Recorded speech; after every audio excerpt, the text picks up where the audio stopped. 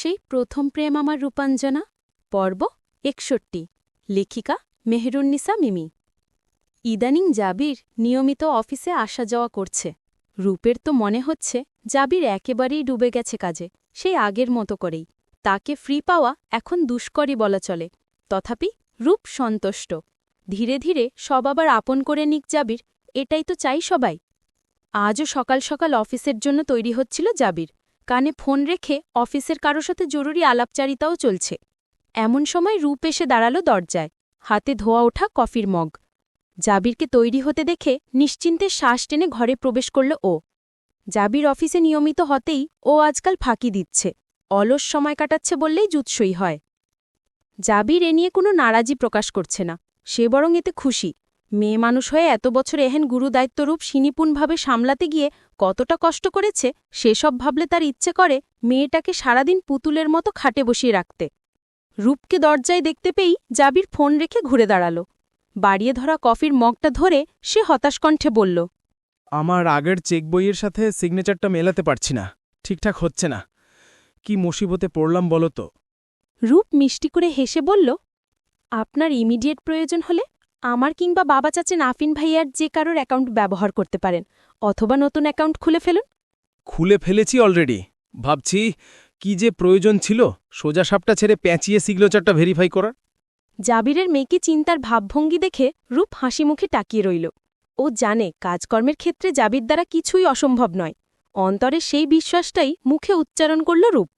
Don't worry, হয়ে যাবে match. আপাতত ম্যানেজারকে বলুন আমার অ্যাকাউন্ট থেকে চেক কাটতে। জাবির মাথা নাড়িয়ে কফিতে চুমুক দিল, তারপর ভ্রুকুচকে চোখ বুজে ফেলল। তার এই অভিব্যক্তি দেখে ভীতস্বরে জানতে চাইল রূপ, ভালো হয়নি? জাবির চোখ মেলল, খানিকক্ষণ ভ্রুকুচকে রূপের দিকে প্রশ্নবোধক চোখে তাকিয়ে থেকে কিছু একটা বুঝার চেষ্টা করল। চোখের চাহনিতে প্রশ্নের ঝুড়ি। তার চোখ দুটো এভাবে নিজের সারা মুখে তীক্ষ্ণভাবে বিচরণ করতে দেখে চোখ নামিয়ে নিল রূপ। আস্তে করে ওনার কোণ চেপে ধরল। জাবির ভ্রু সরল করে অসামান্য পরিতৃপ্তির অভিব্যক্তি নিয়ে বলল, কি করে প্রতিবারই এত পারফেক্ট বানাও? বলেই সে পরপর চুমুক নিতে লাগল মগ থেকে। দুশ্চিন্তা মুক্ত হয়ে হেসে ফেলল রূপ। তারপর হঠাৎই ব্যতিব্যস্ত হয়ে বলল, শুনুন, সকাল থেকে বলছি আজ যেতে হবে না, তবুও যাচ্ছেন যেহেতু যান, কিন্তু ৪টের আগেই বাড়িতে উপস্থিত চাই আপনাকে। ৫টায় ডক্টরের অ্যাপয়েন্টমেন্ট, বারবার ফোন করতে যেন না হয়, মনে থাকবে? না থেকে যাবে কই? কথাটা বলতে বলতে জাবির মগ রেখে হাত ঘড়ির বেল্ট বাঁধতে ব্যস্ত হল। রূপ আবার বলল, লাঞ্চ করবেন মনে করে, আর দুপুরের ওষুধগুলো নিয়েছেন সাথে? নিয়েছি ম্যাডাম। ঘড়ি পড়া শেষে চেয়ারে বসে পায়ে মোজা পড়তে পড়তে উত্তর দিল জাবির। তারপর উঠে দাঁড়িয়ে গায়ের আকাশি শার্টটার উপরের বোতামটা লাগাতে লাগাতে রূপের কাছে এগিয়ে এল। রূপ নির্নিমেষ তার দিকেই তাকিয়ে আছে। জাবির মুখ একটু নামিয়ে রূপের মুখ বরাবর তাকিয়ে নিচু স্বরে বলল, আর কিছু? বিস্মিত হয়ে অপলক তাকিয়ে থেকেই মাথা নাড়ল দুপাশে। জাবির ফের জিজ্ঞেস করল, মনে মনে কি বলছো? আতকে উঠে চোখ বড় বড় করে ফেলল রূপ। জাবিরের চোখ দুটো কেমন ঘোলা হয়ে আসছে মনে হচ্ছে। ও শুকনো একটা ঢোক গিলে মাথা আবার নাড়ল। জাবির বলল, আমি শুনে ফেলেছি। কি মনে মনে যা চাচ্ছিলে তুমি? কি চাচ্ছিলাম? জাবির উত্তর না দিয়ে চোখ বুলালো রূপের সারা মুখে। সোজা হয়ে দাঁড়ালো সে। তারপর আবারও মুখটা নামিয়ে ঘাড় কাতকুশ আচমকা চুমু খেল রূপের বাগালে। এত আলতো করে সে চুমু খেল যে শিরশির করে উঠল রূপের সারা গা। হঠাৎ এমন একটা কাণ্ডের জন্য মোটেও প্রস্তুত ছিল না রূপ। ওড়নার ২ কোণ মুঠোতে ধরে ও চুপ করে দাঁড়িয়ে রইল, চোখ দুটো বোজা। জাবির সোজা হয়ে ওর দিকে তাকিয়ে রইল। একটু পরে হুট করে ফু দিল রূপের চোখের পাতায়। মুচকি হেসে ফেলল রূপ। চোখ খুলতেই জাবির বলে উঠল, নাস্তা করো যাও, সারাক্ষণ স্বামী সেবা। রূপ ওড়না দিয়ে মুখ ঢেকে হেসে উঠল। খানিক আগের লজ্জা, তারপর জাবিরের নরম ধমকে ওর শান্তি শান্তি লাগছে শুধু। মনে হচ্ছে জাবিরের এই নতুন সত্তা এবং অন্যরকম রূপ দেখে তার প্রেমে আবার নতুন করে পড়ছে ও। জাবির সরে গিয়ে চলে যাওয়ার জন্য তৈরি হল। সন্ধ্যায় রূপ জাবির ডাক্তার দেখিয়ে বের হলো হাসপাতাল থেকে। ড্রাইভ করতে করতে খানিকটা গম্ভীর স্বরে জাবির বলল, তুমি কি যাচ্ছ বলো তো রূপ? রূপ তার দিকে তাকিয়ে জানতে চাইল, কি যাচ্ছি? বলেছিলাম নিবিড়কে আমাদের সাথে আনতে, কেন আনলে না? রূপ কিছুক্ষণ তাকিয়ে থেকে হালকা শ্বাস ফেলে বলল, আহা, আপনি ব্যাপারটা তো সিরিয়াসলি দেখছেন কেন? আমি ওকে বলেছিলাম সাথে আসতে, ইভেন এও বলেছি যে ও আসলে ডাক্তার দেখানোর পর ঘুরবো আমরা। কিন্তু ও তো ওর নানুর সাথে নানু বাড়ি চলে গেল। ছোট থেকে নানুর কাছেই বেশিরভাগ সময়টা কাটিয়েছে বলে নানুর প্রতি ওর আলাদা আকর্ষণ, তাই দেখেই আর ছাড়েনি। স্কুল কিছুদিন ছুটি আছে বলে আমিও আর মানা করিনি। জাবির কিছু বলল না, চুপচাপ ড্রাইভ করে চলল। তা দেখে রূপ আলতো কণ্ঠে বলল, এত আপসেট হচ্ছেন কেন? ও ফিরে আসার পর ওকে আপনার রুমেই রাখবো ভাবছি, তারপর বুঝবেন কেমন মজা। কথাটা বলে রূপ সামান্য হেসে তাকাতেই জাবিরও তাকালো। আবার নজর ঘুরিয়ে রাস্তায় দৃষ্টি দিয়ে বলল, আর তুমি? রূপ একটু ইতস্তত করল। প্রথম দিনের পর আর জাবিরের সাথে ঘুমায়নিও। নিবিড়কে নিয়ে আলাদা থেকেছে। মন সারাক্ষণ জাবিরের আশেপাশে থাকতে চাইলেও সে কাছাকাছি এলেই কেমন একটা সংকোচ ঘিরে ধরে ওকে। সেটা জাবিরের মধ্যেও আছে বলে রূপের ধারণা। তাই তাকে অস্বস্তিতে ফেলতে না চাই দূরে থেকেছে। এ নিয়ে জাবির কিছু বলছিল না বলে অবচেতনভাবেই মন খারাপ ছিল এতদিন। কিন্তু আজ জাবির প্রশ্নটা করে বুঝিয়ে দিল সে নিজেও রূপের জন্য, রূপের সঙ্গ পাওয়ার জন্য উতলা। রূপ সামনে তাকিয়ে ঈষৎ হেসে বলল, আপনার সমস্যা না থাকলে থাকতে পারি। জাবির সাথে সাথেই প্রতিউত্তর করল, আমার সমস্যা থাকবে কেন? যে লোকের বউ সশরীরে চোখের সামনে আছে, সেই লোক বউবিহীন ঘরে কিভাবে ঘুমাতে পারে বলো? বিবাহিতরা বউ ছাড়া বিছানায় অসহায়, বুঝলে? রূপ হা করে তাকালো জাবিরের দিকে। তার চোখ সামনেই নিবদ্ধ, চেহারার অভিব্যক্তি সরল। রূপ মুখ বন্ধ করে ঠোঁট দুটো চেপে অবিশ্বাস্য চোখে তাকিয়ে রইল। জাবিরের এই ঠোঁটকাটা স্বভাবটা আগের মতো বিরক্ত লাগছে না ওর, বরং মজা পেয়ে হেসে ফেলল। তার মানে বিছানায় শোয়ার পর রূপের যেমন জাবিরের কথা মনে পড়ে অস্থির লাগে, তার বুকে মাথা রেখে ঘুমাতে ইচ্ছে করে, জাবিরেরও তেমনটা ইচ্ছে করে। বাড়ি ফিরে ফিরে শুয়ে আবার কাজ নিয়ে বসল জাবির। রূপ 2 মগ কফি এনে জাবিরের পাশে চেয়ার টেনে বসল। এমন সময় রুমে এলেন রাজিয়া বেগম। জাবির তখন বিছানায় বসে কিছু ফাইল গুছিয়ে নিচ্ছিল। রাজিয়া বেগম তার পাশে দাঁড়িয়ে মাথায় হাত রাখতেই সে চমকে উঠল। ওনাকে দেখতে পেয়ে হাসল জাবির। রাজিয়া বেগম বললেন, হুট করে এত ব্যস্ততা চাপিয়ে নিলি কেন বলতো? আর কিছুটাদের বাড়িতে রেস্ট নিলে ভালো হতো না? জাবির নিজের কাঁধ থেকে রাজিয়া বেগমের হাতটা মুঠোয় নিয়ে ওনাকে সামনে বসিয়ে বলল, আমাকে নিয়ে এত চিন্তা করবেন না চাচি। রাজিয়া বেগম অবাক চোখে একটু তাকিয়ে থেকে পর মুহূর্তেই ধমকে উঠলেন, থাপ্পড়িও তোর দাঁত ফেলে দেব বেয়াদব। তোর স্মৃতি নেই তাতে আমার কি? আমি তোর মা ছিলাম, মা, ছোট মাই থাকতে চাই। আরেকবার চাচি বললে কান টেনে ছিঁড়ে ফেলব। জাবির হেসে ফেলে বলল, আচ্ছা মাফ করবেন ছোট মা, আর বলবো না। রাজিয়া বেগম আবারও আশ্চর্য চোখে চেয়ে বললেন, থাপ্পড় কি তো সত্যিই খেতে ইচ্ছা করছে? আপনি করছিস কেন? জাবির হেসে ফেলে কিছু বলার আগেই ওদিকে রূপ খিলখিল করে হেসে উঠল। রাজিয়া বেগম ফিরে তাকালেন। বসে থেকেই রূপের হাতটা টেনে এনে নিজের পাশে দাঁড় করালেন তিনি।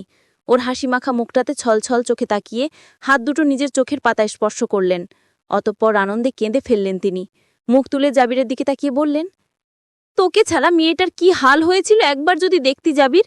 জীবন্ত লাশেও হয়তো খানিকটা প্রাণ থাকে, ওর তাও ছিল না। তোর সন্তান নিবিড় না থাকলে আজ হয়তো রূপ এই পৃথিবীর আলো ছায়ায় বেঁচে থাকত না, কবে আত্মহনন করে নিত। রাজিয়া বেগমের কথাগুলো শুনে রূপের হাসিটা মুহূর্তেই নিভে গেল। নিজেরও চোখ ভিজে উঠল সেসব দিন মনে পড়ায়।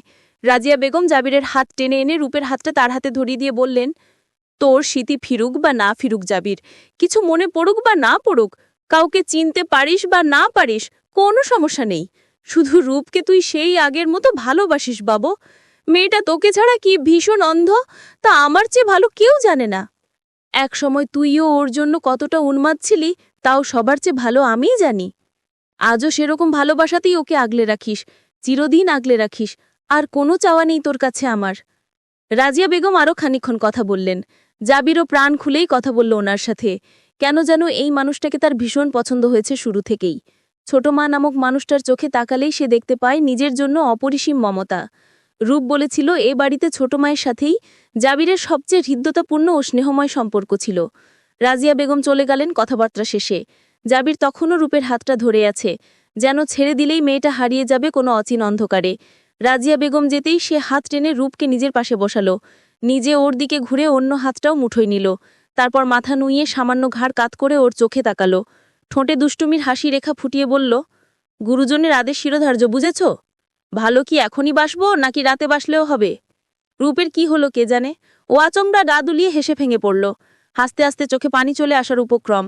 একবার নুয়ে যাচ্ছে জাবিরের কোলের কাছে, তো আরেকবার পিছনে মাথা হেলিয়ে ঢলে যাচ্ছে পেছনে। ওকে পাগলের মতো এভাবে হাসতে লিখে জাবির নিজেও মুচকি হেসে ফেলল। হাত দুটো টেনে ওকে সোজা করে প্রশ্ন করল, এত হাসির কি বললাম মিসেস বউ? জাবিরকে পাওয়ার পর থেকে আজকাল অযথাই হাসি রূপ, যে সে হাসি নয়, রীতিমতো অট্টহাসিতে ফেটে পড়ে যখন তখন। আর জাবির কাছে থাকলে তো কথাই নেই। কখনো ইচ্ছে করে পুরনো দুর্বিষহ দিনগুলো মনে পড়লে তাকে জড়িয়ে ধরে কেঁদে ভাসিয়ে ফেলতে, কখনো তাকে ফিরে পাওয়ার খুশিতে পাগল হয়ে ইচ্ছে করে হাসতে হাসতে মরে যেতে। রূপ হাসি থামিয়ে নিঃশব্দে গা দুলিয়ে বলল, আপনি এদিক থেকে একটুও বদলাননি। জাবির ঠোঁট চেপে একটু চেয়ে থেকে জিজ্ঞেস করল, কোন দিক থেকে? দুষ্টুমির দিক থেকে। জাবির একটু মাথা নাড়িয়ে বলল, তুমি চাইছিলে আমি বদলে যাই? হাসি থামিয়ে চোখ বড় করে তাকালো রূপ। আজকে উঠে মুখে শব্দ করে তড়িঘড়িভাবে অগোছালোভাবে বলল, এই না না, নেভার এভার। আপনার মেমোরি চলে যাক, ব্রেন থেমে যাক, প্লাস্টিক সার্জারি করে চেহারা পাল্টে যাক, তবুও আপনার মন স্বভাব চরিত্র সেই একই থাকুক। আমি চাই যে পুরনো মনটা দিয়ে আপনি ভালোবেসেছিলেন আমায়। জাবির মুচকি হেসে ঠোঁট কামড়ে শুনল রূপের কথা। কীরকমভাবে ভালোবেসেছিল রূপকে সেটা তার মনে নেই, কিন্তু মেয়েটা চোখের সামনে এলে এত মিষ্টি মিষ্টি অনুভূতি হয় তার। এতে বুঝতে পারে নিশ্চয়ই জানপ্রাণ উজাড় করেই ভালোবেসেছিল সে। এই যে এখনও এত কাছে বসে আছে মেয়েটা, এত স্নিগ্ধ সুন্দর মুখশ্রী, অপলক তাকিয়ে থেকেও স্বাদ মেটে না জাবিরের। তাছাড়া আরও একটা অদ্ভুত ব্যাপার রয়েছে, মেয়েটা প্রতিবার সামনে এলেই তার ভীষণই চুমু খেতে ইচ্ছে করে ওকে, কিন্তু এরকম হুটহাট ব্যবহারে ও যদি মাইন্ড করল, এই ভেবে আর খাহেসটা আর প্রকাশ করা হয় না। সে ভালোই বুঝতে পারছে রূপকে ঘিরে তার বুকের ভেতরটা আবারও প্রেমের স্রোতে তোলপাড় হয়ে যাচ্ছে, কুলকুল জোয়ারে প্লাবিত হয়ে যাচ্ছে মন মস্তিষ্ক। সে নতুন করে আবারও প্রেমে পড়ে যাচ্ছে রূপের। জাবিরকে এভাবে পলক্ষীন নিষ্বিষ্ট চিত্তে তাকিয়ে থাকতে দেখে হঠাৎ লজ্জা পেয়ে গেল রূপ। কেমন ঘোর ঘোর নেশালো সেই চাহানি। রূপের গা কেঁপে উঠল। ও একটু নড়েচড়ে বলল, আপনি কাজ শেষ করুন, আমি ডিনারের প্রিপারেশন দেখে আসি। রূপ হাত অলতো নাড়তেই জাবির ছেড়ে দিল। দরজা পর্যন্ত যেতেই পিছন থেকে কোমল কণ্ঠে ডেকে উঠল জাবির, শোনো। থমকে গেল রূপ, চোখ বুজে হালকা ঢোক গিলল।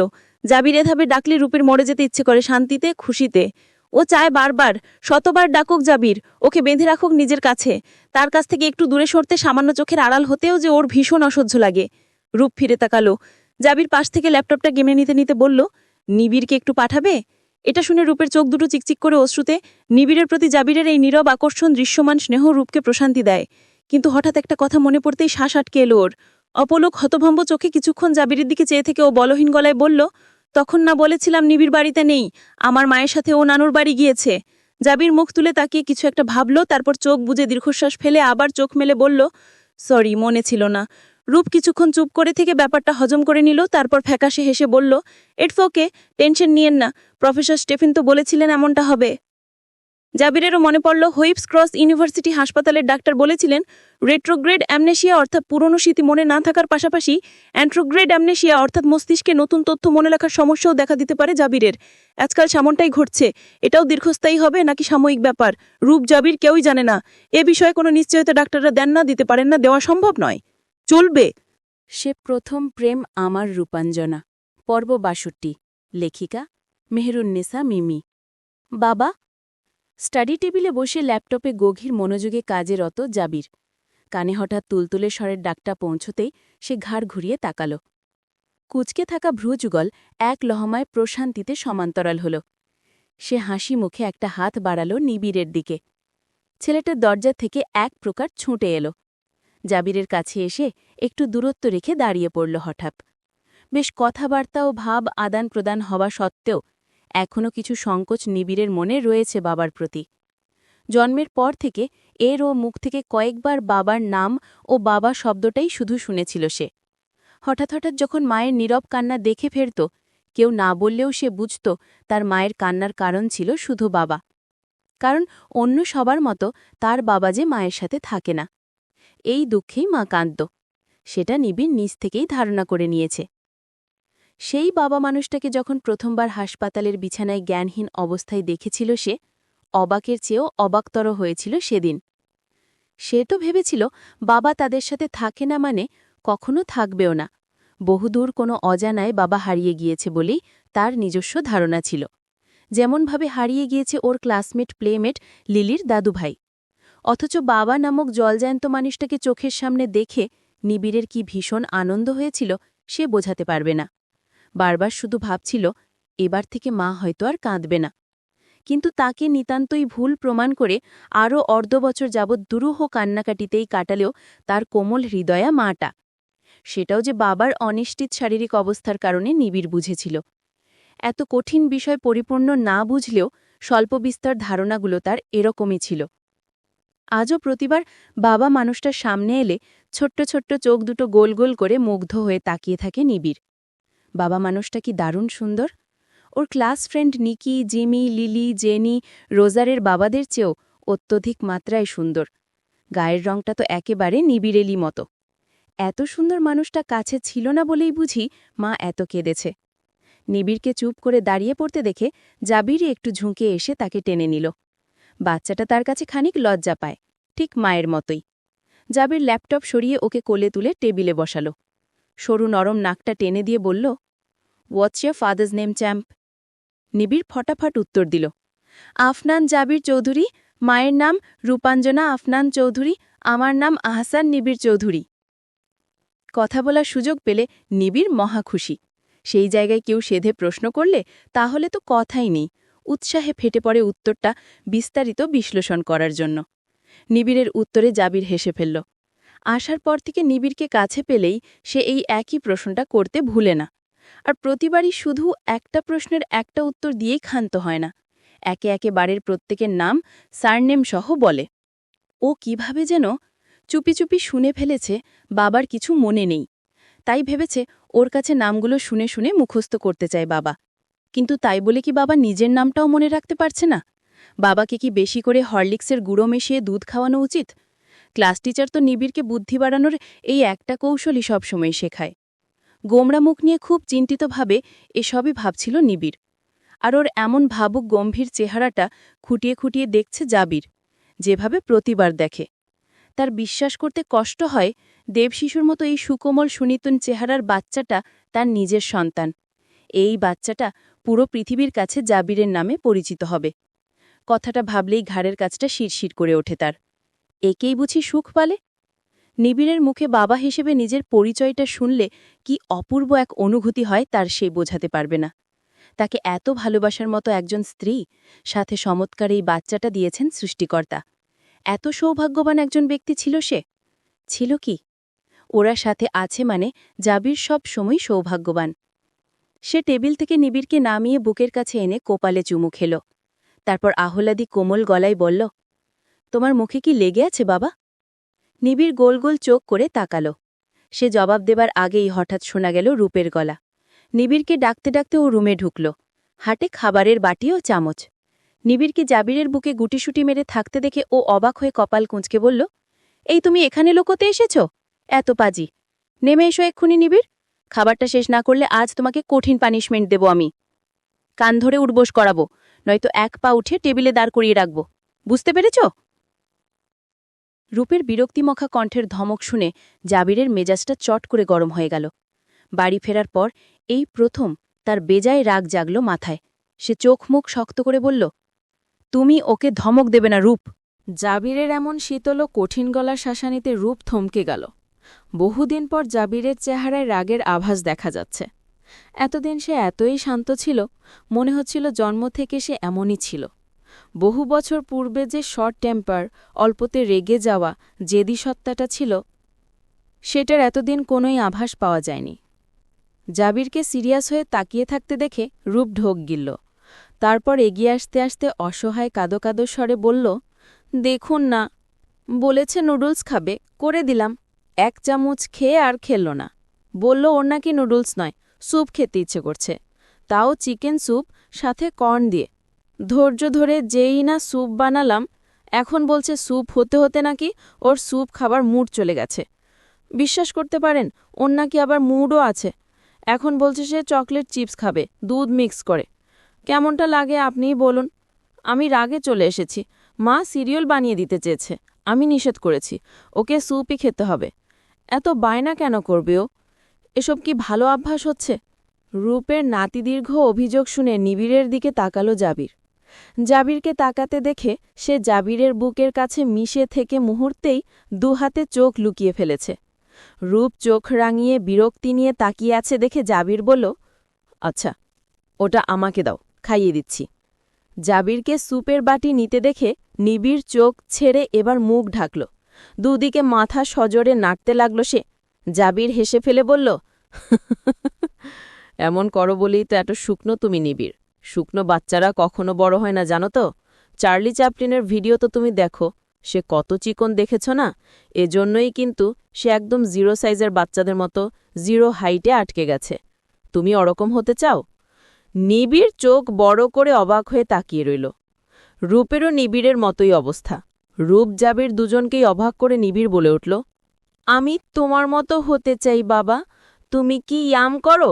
আমিও করব। ইয়াম? প্রশ্নটা করে উত্তরের আশায় রূপের দিকে তাকালো জাবির। রূপ বিজ্ঞের মতো বুঝিয়ে দিল, ব্যায়াম। জাবির আস্তে করে মাথা নেড়ে বলল, ও আচ্ছা। সে চামচটা নিবিড়ের মুখের কাছে বাড়িয়ে ধরে তাকে বুদ্ধি বাতলে দিচ্ছে।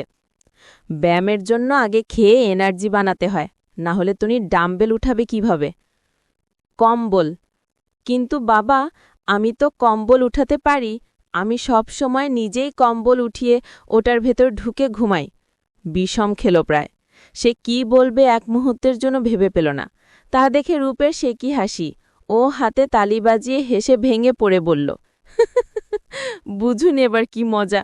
উল্টো পাল্টে প্রশ্ন করে করে এমনভাবে মাথা খাবে আপনার দম ফুরিয়ে যাবে একদম। আগেই বলেছিলাম, ও ভুলভাল উচ্চারণার কথাবার্তা এখনও ছাড়তে পারেনি। জাবির বলল, এটাই স্বাভাবিক। 5.5 বছরের বাচ্চা হিসাবে যথেষ্ট ভালো কথা বলতে পারে ও। অনেক বাচ্চা তো এ বয়সেও র এবং ল গুলিয়ে ফেলে। নিবিড়কে খাওয়ানোর জন্য জাবিরকে বেশি কসরত করতে হলো না। সে আগডুম বাগডুম আর দুনিয়া রাজগবি কথাবার্তা বলে নিবিড়ের মাইন্ড ডাইভার্ট করে রাখল অন্যদিকে। এই ফাঁকেই কখন অল্প অল্প করে খাইয়ে সেরে ফেলেছে নিবিড় নিজেও টের পায়নি। সে চোখ বড় করে বাবার কিচ্ছা কাহিনী শুনতে আর 1000টা প্রশ্ন করতেই ব্যস্ত ছিল। পুরো ব্যাপারটার রূপ পাশে দাঁড়িয়ে থেকে মনোযোগী চোখে দেখল। আজ নিজেকে বড্ড হালকা লাগছে ওর। নিবিড়ের দায়িত্বটা আজ আর ওর একার কাঁধে নেই। সেটা ভাগাভাগি হওয়ায় রূপ কতটা নিশ্চিন্ত হয়েছে কেবল ওই জানে। খাওয়া শেষ হলেও গল্প চলল আরও কিছুক্ষণ। এরপর নিবিড় নিচতলায় দাদুর ঘরে চলে গেল। সে যেতেই জাবির আবার মেলে রাখা ল্যাপটপটা খুলল। রূপ ধীরে সুস্থে একটু এগিয়ে এসে বলল, শুনুন, কাল হিমিয়াপু আর রুমু আসবে। আপনাকে তাদের ব্যাপারে বলেছিলাম, মনে আছে? জাবির ফিরে তাকিয়ে বলল, হুম। রূপ জাবিরের চেয়ারের পাশে বিছানায় বসল। জাবিরের বড় হয়ে আসা চুলগুলোর দিকে আবেশিত চোখে তাকিয়ে থেকে একসময় বলল, চুলগুলো এত লম্বা হচ্ছে, কাটছেন না কেন? বাজে লাগছে? জাবিরের চিন্তিত প্রশ্নে রূপ ফিক করে হেসে ফেলে বলল, ছেলেদের লম্বা চুল আমার সবসময় পছন্দ ছিল। লম্বা বলতে একেবারে বাবরি চুল না, ঘাড় পর্যন্ত। ঠিক আপনার চুলগুলো এখন যেমন আছে। আমি তো জিজ্ঞেস করেছি এই ভেবে যে আপনি হয়তো বলবেন, তোমার তো এতটুকুই পছন্দ, তাই কাটছি না। বাট আই এম সরি, ভুলেই গিয়েছিলাম আপনার ওসব মনে নেই। রূপ স্মিত হাসি ঠোঁটে নিয়ে শান্ত স্বাভাবিকভাবে কথাগুলো বলল। জাবির একটু সময় চুপ করে রইল। তার চোখে একঝাঁক মোহনীয়তা। রূপের চকচকে গাল দুটো সদা সর্বদার মতো এই এখনও কি লোভনীয় লাগছে। সেই সাথে গা থেকে মিস ডিওরের সামান্য সুবাসও পাওয়া যাচ্ছে। জাবিরের মাথাটা বেতাল হয়ে আসছে রূপ এত কাছে বসায়। সে মুগ্ধ গলায় বলল, আমি অবাক হই রূপ। নিজের হাজব্যান্ডের এই এত বিরাট একটা পরিবর্তন, এত বড় অসুখটা তুমি কি করে এত স্বাভাবিকভাবে নিচ্ছ? অন্য কেউ হলে সম্ভবত মন খারাপ করে রাখত, কিংবা অসন্তুষ্ট হয়ে যেত নিজের ভাগ্যের ওপরই। রূপ হাসি মুখে শুনল জাবিরের বক্তব্য। তারপর হাসি ঠোঁটের এ কোণ ও কোণ আরও বিস্তৃত করে বলল, আপনি আমার সামনে আছেন, এই শুক্রিয়াই আমি উপরওয়ালাকে আদায় করে শেষ করতে পারছি না। অসন্তুষ্ট থাকা তো কল্পনার সীমার অদূরে। জাবির ছোট্ট একটা নিঃশব্দ ফেলে অপলক চেয়েই রইল। তা দেখে রূপের বরাবরের মতোই ভীষণ লজ্জা লেগে গেল আবার। ও ব্যস্ত ভঙ্গিতে বলে উঠল, আচ্ছা, আপনি ডিনার করতে আসুন, আমি নিচে যাচ্ছি। বলে রূপ চট করে উঠে দাঁড়িয়ে এগিয়ে গেল। হুট করে জাবির ওর কবজি পাকড়ে নামায় আমার দাঁড়িয়ে পড়তে হলো ওকে। অবাক হয়ে পিছনে ঘুরতেই জাবির উঠে দাঁড়িয়ে দুহাতে ওর কাঁধের ওপর ভর দিয়ে কাছে এসে দাঁড়াল। রূপ বেশ চমকিত, সাথে লজ্জারাঙা ও সংকুচিত। জাবির খানিকটা নিচু অনুচ্চস্বরে বলল, নিজেকে কঠিন গলায় আমার বউ দাবি করো, অথচ সেদিন আমার কাছে ঘুমোতে বলার পরও আসছ না। পালি থাকছ কেন বলো তো? এরপর খানিকটা নাটকীয় ভাব করে রূপকে রাগানোর উদ্দেশ্যে বলল, আমার তো সন্দেহ হচ্ছে তুমি আসলেই আমার বউ কিনা। এক কাজ করো, কাছে যেহেতু আসছই না, ম্যারিজ সার্টিফিকেটটাই না হয় দেখিয়ে দাও। অন্তত আমার কনফিউজড মনটা একটু শান্ত হোক। জাবিরের এ ধরনের কথা শুনে রূপের কেঁদে ফেলার মতো অবস্থা। তার দুষ্টুমিটাও বুঝতে পারেননি। মলিন মুখ করে রূপ মিনমিন করে বলল, আপনার সত্যি সন্দেহ হচ্ছে আমি আপনার বউ, নিবিড়ের মা কিনা? হলে কি করব বলো? তুমি তো প্রমাণও করছ না। আচ্ছা, আমি এক্ষুনি সার্টিফিকেটটা আনছি, দাঁড়ান। রূপ ছোটার জন্য নড়লেও জাবির ওকে সরতে দিল না। ভ্রু দুটো খানিকটা উঁচু করে বিজ্ঞর মতো বলল, ওরকম নকল সার্টিফিকেট তৈরি করা যায় জানি আমি। রূপ এবার হাঁ করে রইল। জাবির যে শয়তানি করছে ও বুঝতে পারল। এর অর্থ কি জাবির এতই অস্থির ওকে কাছে রাখার জন্য? আজও সে নিজের বউকে নিজের করে আদায় করে নিতে তৎপর। মনে থাকুক আর না থাকুক, নিজের বউ, এটা জেনেছে তো, এই যথেষ্ট ওকে কাছে চাইতে। তাছাড়া শত হোক শক্ত সামর্থ্য পুরুষ মানুষ, এত সুন্দর বউ চোখের সামনে রেখেও তাকে কাছে টানতে না পারাটা দুঃখেরই বিষয়।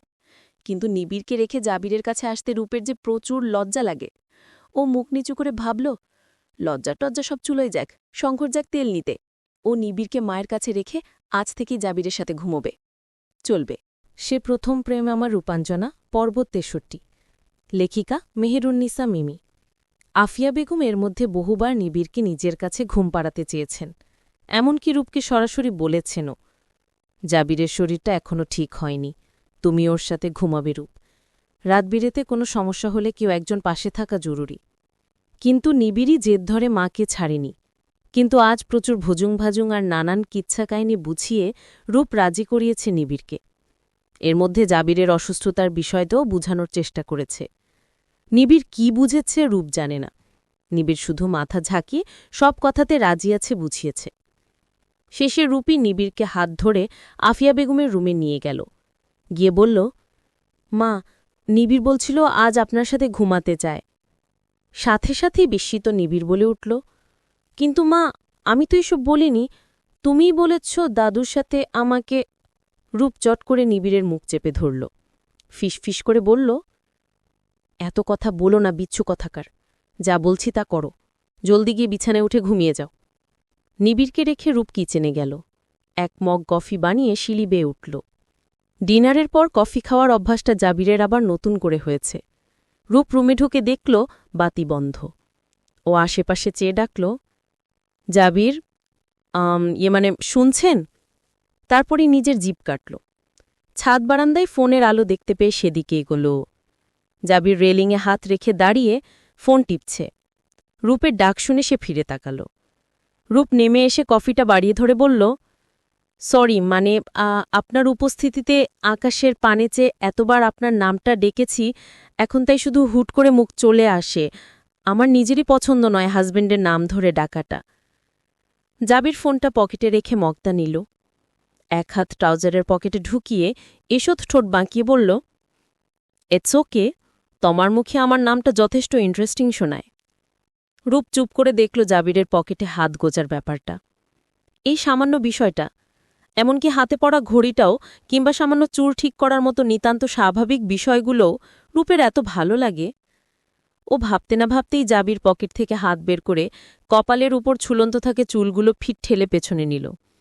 তারপর সামান্য ঘাড় ডলে বলল, রূপবতীরা এভাবে তাকিয়ে থাকলে তো আমার মতো নিষ্পাপ বেচারাদের চরিত্রে সমস্যা দেখা দিবে। আতকে উঠে চোখ সরিয়ে নিল রূপ। চরিত্রে সমস্যা দেখা দিবে বলতে জাবির মূলত কি বুঝিয়েছে রূপের বুঝতে বাকি নেই। ও চুপ করে ভাবল, নির্লজ্জ কথাগুলো ঘুরিয়ে পেঁচিয়ে টুপটাপ করে বলে ফেলার অভ্যাসটা এখনও আছে লোকটার।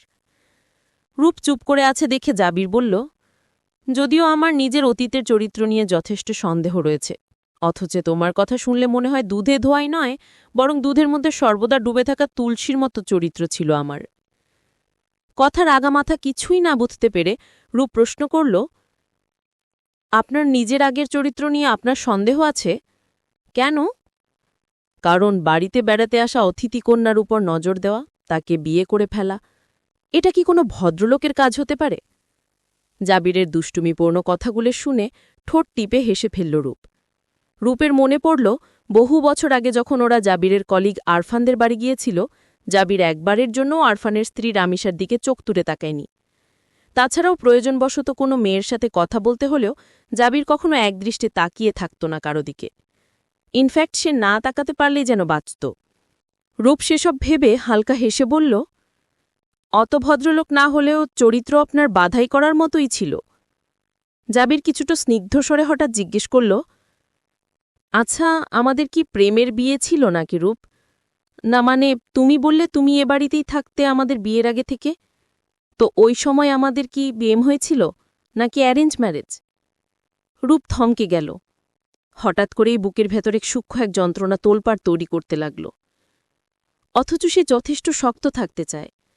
শক্ত থাকতে চাইলেই তো আর হয়ে যায় না। মন মস্তিষ্ক পরিস্থিতির প্রতিকূলতায় ভারসাম্য হতে হবে। রূপ হালকা একটা দীর্ঘশ্বাস ফেলে মুখ ফিরিয়ে নিল।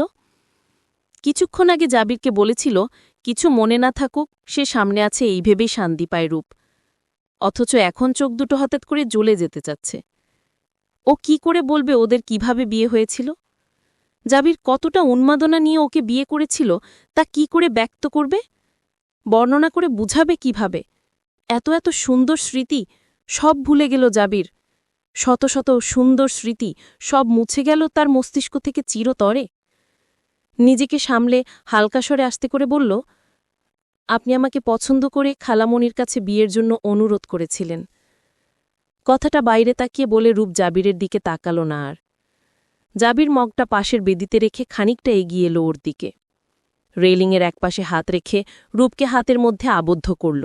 ওর দিকে মুখ করে সে সামান্য ঝুঁকে দাঁড়াল, যেন রূপের উচ্চতা পর্যন্ত তার মুখ পৌঁছায়।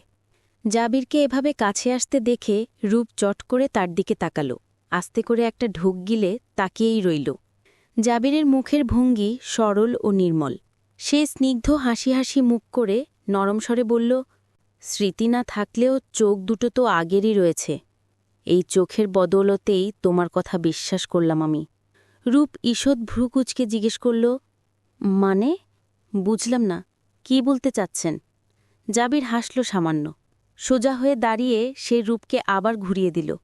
তারপর পিছন থেকে ওকে জড়িয়ে ধরে হাত দুটো রেলিংয়ে রাখল।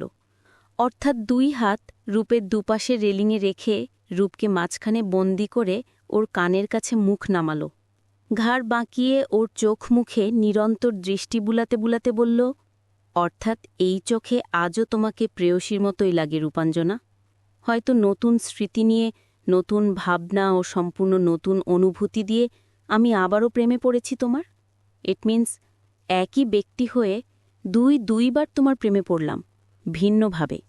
স্মৃতি হারানোর আগে তোমাকে ভালোবেসেছিলাম, স্মৃতি হারিয়ে সেসব ভুলে গিয়ে তোমাকে নতুন করে চিনে আবারও তোমার প্রেমেই পড়েছি। পৃথিবীটা সুন্দর নয় খুব? আশ্চর্যজনকও বটে, তাই না? জাবিরের এমন সহজ সরল ও স্পষ্ট স্বীকারোক্তির প্রেক্ষিতে রূপ কি বলবে বুঝে পেল না। প্রবল এক ঝোড়ো ঝাপটার মতো শীতল আলোড়নের হৃদয়টা প্রশান্ত হয়ে গেল ওর। একটু আগে খারাপ হওয়া মনটাতে হাজার হাজার খুশির প্রজাপতি উড়াউড়ি করতে লাগল। জাবির সব ভুলে গেলে কি হবে? হৃদয় তো সেই একই আছে তার।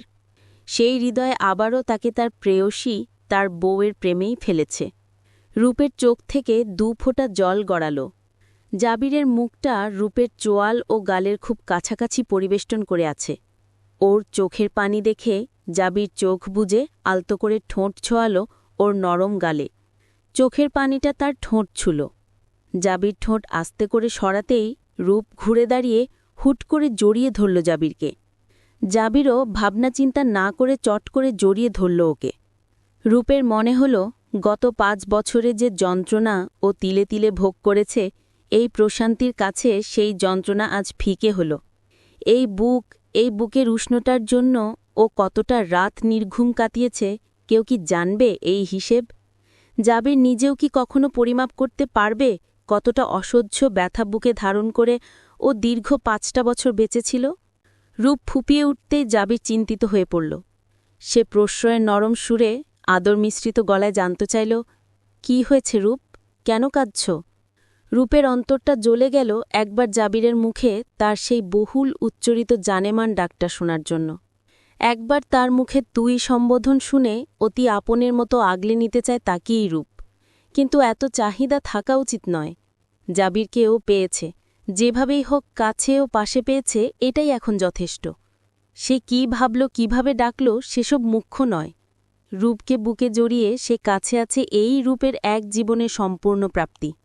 বাকিটা ভাগ্যের উপর ছেড়ে দিয়ে রূপ হিচকি তুলে বলল, কতটা দিন আমি খাইনি, ঘুমাইনি, বিছানায় পিঠ না ঠেকিয়ে ভোর পর্যন্ত বারান্দায় বসে থেকেছি ওই আকাশের দিকে তাকিয়ে। জানেন, প্রতি মুহূর্তে মরে যাওয়ার আকাশসম ইচ্ছা নিয়ে আমি বেঁচে থেকেছি জাবির। আমার কিছুতেই সহ্য হতে চাইত না আপনাকে হারানোর সেই ব্যথা, সেই অব্যক্ত অসামান্য যন্ত্রণা। প্রতি মিলি সেকেন্ডে আমার শ্বাস আটকে যেত। আমি মরতে চেয়েছি কতবার, কিন্তু পারিনি। মরলে যে আপনার অংশ, আপনার সন্তানটার প্রতি ঘোর অন্যায় হতো আমার। আপনার সেই প্রতিচ্ছবিকে আমি কিভাবে উপেক্ষা করতাম? জাবির কিছু বলল না। শক্ত করে রূপকে বুকে আরেকটু আগলে ধরল কেবল। একবার বুক থেকে ওর মুখটা উঠিয়ে কপালে চুমু খেল। দুগালে হাত রেখে আলতো করে ঠোঁট ছুঁয়ে দিল ওর থপথপে হয়ে আসা ঠোঁট দুটোতে। পরম তৃপ্তি ও অবর্ণনীয় প্রাপ্তিতে রূপ আবারও কান্নায় ভেঙে পড়ল। জাবির ওকে বুকোর সাথে মিশিয়ে ধরে মোলায়েম স্বরে বলল, কেঁদো না প্লিজ। তোমার কতটা কষ্ট হয়েছে সেটা ভেবে আমার দম বন্ধ হয়ে যাচ্ছে রূপ। রূপের বলতে ইচ্ছে করল, রূপ না বলে প্লিজ একবার জান বলুন। জানেমান ডেকে নিজের স্বভাবমতো একটু দুষ্টুমি করে জ্বালাতন করুন। যেভাবে প্রতিবার কান্নার মাঝে হুট করে জ্বালিয়ে আমার কান্না থামিয়ে দিতেন। রূপ জানে ওর কান্না ইনস্ট্যান্ট থামিয়ে দেওয়ার উদ্দেশ্যেই জাবির সবসময় কান্নার মাঝে ফাজলামি কথাবার্তা বলে উঠত। এতে রূপ কান্না ভুলে সত্যি সত্যি রেগে উঠত। ওটাই ছিল জাবিরের প্রাপ্তি। কারণ সে যে রূপের কান্না, ওর গোমরামুখ সহ্য করতে পারত না। এর পরিবর্তে হাজারবার রাগ ও ঝাড়ি হজম করতেও রাজি ছিল। জাবির আগের মতো ফাজলামি না করলেও রূপকে অবাক করে সে দুষ্ট গলায় বলে উঠল, এই শোনো, আমাদের ছেলে তো 100% আমার মতো হয়েছে। তার মানে নিশ্চয়ই আমি তোমাকে বেশি ভালোবেসেছিলাম। আমার সেই বেশি ভালোবাসা তোমার মধ্যে স্থানান্তরিত করার ফলেই ও আমার মতো হয়েছে, ঠিক বলিনি? রূপ কান্না ভুলে অবাক হয়ে গেল। এই কথাটা নিবিড় পেটে থাকতে ও ভেবেছিল, বাচ্চা যদি জাবিরের মতো হয় তাহলে সে রূপকে পচাতে পচাতে ওর কানের ধুলোধনো করে ফেলবে। আর জাবির এটা আজ সত্যিই বলে ফেলল, তাও তার স্মৃতিহীনতায়। আরও বিস্মিত হল এই ভেবে, আজও জাবির সেই একই পদ্ধতিতে ওর কান্না থামাতে চাচ্ছে, ওকে জ্বালাতন করতে চাচ্ছে। রূপ অবাক হয়ে চুপ করে গেলেও জাবিরের বুক থেকে মাথা উঠাল না। বহু তপস্যার পর তো পেয়েছে এই বুকের আশ্রয়, সহজে স্বাদ মেটে? রূপ তখনও ফোপাচ্ছে শুনে জাবিরের অস্থির লাগছে প্রচুর। সে একটু ভেবে আবার আগের প্রসঙ্গটাই তুলল, এই তুমি প্রেগনেন্সিতে সবসময় আমাকে দেখতে, তা না হলে নিবিড় কি করে শতভাগ আমার চেহারা, আমার স্বভাব চরিত্র পেল? চোখে পানি নিয়েও মুচকি হেসে ফেলল রূপ। কিছুক্ষণ একটু নিঃশব্দে হেসে নিয়ে জাবিরের বুকে মুখ লুকিয়ে রেখে জবাব দিল, সারাক্ষণ কিভাবে দেখব? আপনি তো দিনই বেশিরভাগ সময় অফিসেই থাকতেন। তবে হ্যাঁ, আপনার ছবি আমার ফোনের ওয়ালপেপারে ছিল। ছিল না, এখনও আছে। ঘুম ভেঙেই আগে সময় দেখার জন্য স্ক্রিন অন করলে আপনাকে দেখতে পেতাম। তাই বোধহয় আপনার মতো হয়েছে। তাছাড়া রুমের দেয়ালে অসংখ্য ছবি ছিল, আপনার, আমার, আমাদের। জাবির কথাগুলো শুনে নিয়ে প্রশ্ন করল, এখন নেই কেন? রূপ একটা তপ্ত শ্বাস ফেলে বলল, এ বাড়ি ছেড়ে চলে যাওয়ার সময় সব আমার সাথে নিয়ে গিয়েছিলাম, তবে কখনো আর টানায়নি একটাও। রূপের কণ্ঠের কম্পন টের পেয়ে জাবির আলিঙ্গনের বাঁধনটা আরও শক্ত করো। রূপের চুলের উপর হালকা করে চুমু খেয়ে মৃদু কোমল গলায় বলল, এখন আবার টানিয়ে নাও, আমি ওগুলো সবসময় চোখের সামনে দেখলে শান্তি পাব। ওদের কথাবার্তার মাঝখানে রুম থেকে তীব্র শব্দ ভেসে এলো। কেউ দরজায় করাঘাত করছে। দুজনে পৃথক হতেই রূপ ছুটে গেল রুমে। ও বুঝতে পেরেছে নিশ্চয়ই নিবিড় এসেছে। দেখা গেল সত্যি সত্যি তাই। দরজার বাইরে ঠোঁট ফুলিয়ে নিবিড় দাঁড়িয়ে আছে। দরজা খুলতে আরেকটু দেরি হলে হয়তো কেঁদেও ফেলত। রূপ চমকে উঠে ওকে কাছে টেনে নিয়ে বলল, চলে এসেছ? দাদু কোথায়? ঘুমিয়ে পড়েছে। নিবিড়ের জবাব শুনে রূপ বুঝল আফিয়া বেগম ঘুমিয়ে পড়তেই নিবিড় চুপি চুপি উঠে চলে এসেছে। তিনি দেখলে নিশ্চয়ই ফুসলি আটকে ফেলতেন ওকে। রূপ জাবিরের কাছে থাকুক, এটা বাড়ির সবারই কাম্য ইদানিং। রূপ দীর্ঘ শ্বাস ফেলে নিবিড়কে কোলে তুলে নিল। এর মধ্যেই জাবিরও ইস্যু বাড়িয়েছে। দরজা বন্ধ ছিল দেখে সে বুঝতে পেরেছে রূপ তার কাছে থাকতে চেয়েছিল। সে নিবিড়কে রূপের কাছ থেকে টেনে নিয়ে কোলে তুলে বলল, দুজনেই এখানে থাকবে আজ, ওকে? নিবিড় চট করে প্রশ্ন করল, তোমারও কি একা একা ভয় হয় বাবা? জাবির বিছানার দিকে এগিয়ে বলল, ভীষণ ভয় হয় আমার, তোমার চেয়েও বেশি। এই জন্যই মা আমাকে ছেড়ে তোমার কাছে চলে এসেছে। রূপ কপালে হাত রেখে হতাশ ভঙ্গিতে মাথা নাড়ল। জাবির ওর কাণ্ড দেখে হেসে ফেলে নিবিড়কে বলল, যেহেতু আমিও ভয় পাই, তুমিও ভয় পাও, সেহেতু তোমার মায়ের উচিত আমাদের দুজনের সাথেই ঘুমানো, রাইট নিবিড়? নিবিড় দেরি না করে উত্তর দিল, ইয়েস, রাইট বাবা। জাবির নিবিড়কে শোয়ানোর প্রস্তুতি নিতেই রূপ এগিয়ে এলো। কোমরে হাত রেখে বলল, আমি কি ভূত তাড়ানোর তান্ত্রিক নাকি? বাবা ছেলে দুজন ভয় পাবেন আর আমি আপনাদের প্রোটেকশন দিব? শুনুন, আপনি এখানে থাকুন, আমি আর ও অন্য রুমে যাচ্ছি। রাতে প্রচুর এলোপাথারি নড়াচড়া করে নিবিড়, আপনার সমস্যা হবে। জাবিরের খুব বিরক্ত লাগলো রূপের এই নিছক অজুহাতটা শুনে। সে ভ্রু কুঁচকে কড়া স্বরে বলল, তুমি এত বেশি ভাবো কেন তান্ত্রিক মহোদয়া? চুপ করে এসে আমাদের দুজনের মধ্যেখানে শুয়ে পড়ো। দুই দিক থেকে দুজনকে প্রোটেকশন দেওয়াই এখন থেকে তোমার একমাত্র কাজ, ওকে? নিবিড় বিছানার মাঝে দাঁড়িয়ে লাফিয়ে উঠে হাতে তালি দিয়ে বলল, খুব সুন্দর হবে বাবা, আমরা দুজন ছেলে দুই পাশে আর একজন মেয়ে মাঝে, মিল হচ্ছে তাই না? শর্মী ফুবি থাকলে তাকেও মাঝে রাখা যেত, তাহলে দুজন ছেলে দুজন মেয়ে হয়ে আরো বেশি মিল হতো। নিবিড়ের কথা শুনে জাবির যেমন স্তম্ভিত হয়ে গেল, রূপেরও মুখ হাঁ হয়ে গেল। ও ধমকে উঠে বলল, কিসব উল্টাপাল্টা কথা বলো নিবিড়? কত রাত হয়েছে জানো? জলদি শুয়ে ঘুমাও। রূপের বিরক্তি দেখে জাবির উঠে দাঁড়িয়ে বিড়বিড় করে বলল, নিবিড় অ্যাকচুয়ালি বুঝতে পারছে না মিলটা কিভাবে হতে পারে। ওকে বুঝানোটা আমাদের দায়িত্ব। রূপ ভ্রু কুঁচকে কে বলল, ও উল্টাপাল্টা কথা বলছে মানলাম, আপনি কেন উল্টাপাল্টা কথা বলছেন? যা বলেছেন কিছুই বুঝিনি। দুটো ছেলের সাথে দুটো মেয়ে থাকার জন্য আমাদের শর্মীকে নয় বরং নিবিড়ের সিবলিং দরকার। এই সামান্য জিনিসটা বুঝনি তুমি? কথাটা বলে রূপের অবাক চাহিনিতে তাকিয়ে জাবির একটা চোখ টিপল, তারপর ঠোঁট কামড়ে হেসে ফেলল মুহূর্তেই। তার দুষ্টু চাহিনি দেখে রূপ বিরক্তির শ্বাস ফেলে বিড়বিড় করে বলল, এই বিচ্ছু এভাবে প্রতিদিন এসে জ্বালালে সিবলিংয়ের গুষ্টি উদ্ধার হয়ে যাবে। চলবে। সে প্রথম প্রেম আমার রূপাঞ্জনা, পর্ব ৬৪, লেখিকা মেহরুন্নিসা মিমি। রুমুর বিয়ে হয়েছে বছর খানেক আগে। হাজবেন্ডের সাথে ক্যানাডা থাকেও। অন্যান্য সবার সাথে জাবিরকে দেখতে লন্ডন গিয়েছিল রুমুও। এরপর আবার ক্যানাডা ফিরে গিয়েছিল। জাবির বাড়ি আসার মাস ৩ হয়ে গেলেও হাজবেন্ডের চাকরির কারণে সুযোগ মিলিয়ে আসতে পারেনি ও। অবশেষে আজকের ফ্লাইটে আগমন হয়েছে ওর। কিন্তু হিমি কয়েকবারই এসেছে এর মধ্যে। আজ রুমুর জন্য আবারও এসেছে। জাবির কিছু কিছু তথ্য এখনও ভুলে যায়, তাই রূপ কালও জিজ্ঞেস করেছিল হিমি আর রুমির ব্যাপারে সব মনে আছে কিনা। হিমি আসার কয়েক ঘণ্টা পরই রুমুরা উপস্থিত হল। জাবির তখন বাড়ি নেই। এসেই রুমুর সে কি কান্না, পুরো বাড়িতে এলাহি কাণ্ড। রূপকে জড়িয়ে ধরে সবচেয়ে বেশি কাঁদল ও। গত কয়েক বছর সবার মুখে রূপের বেহাল অবস্থা শুনে ও নিজেও কত কেঁদেছে হিসেব নেই।